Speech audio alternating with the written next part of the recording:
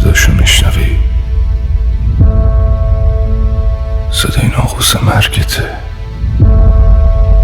کجای زندگیتی؟ تا کجا پیش رفتی؟ چرا فکر میکنی وقت داری؟ اگه تهش مرگه، چرا خشم؟ چرا ترس؟ اگه آخرش نیست میشی و میری زیر خاک، چرا با حسرت؟ چرا با عشق؟ به خودت بیا. وجودتو با چی پر کردی؟ حسادت، نفرت، کینه، دردایی که هیچی رو عوض نمیکنه. آخرشو میگی میبازه فقط تویی. از بهتر اونجوری باشی که میخوای، چون هیچی منتظرت نیست جز مرگ.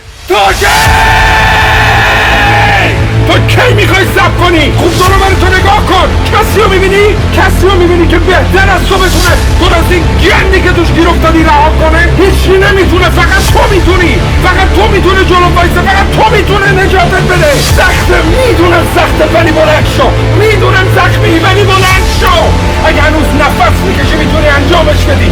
اگه هنوز خون تو رگاته یعنی هنوز فرصت داری. میدونم شکستی، میدونم ناامیدی، ولی بلند شو، دوباره امتحان کن. بلند شو، بلند شو، بلند شو. به خودت بیا. تا کی میخوای از سر بخوری؟ تا کی میخوای زمین بمونی؟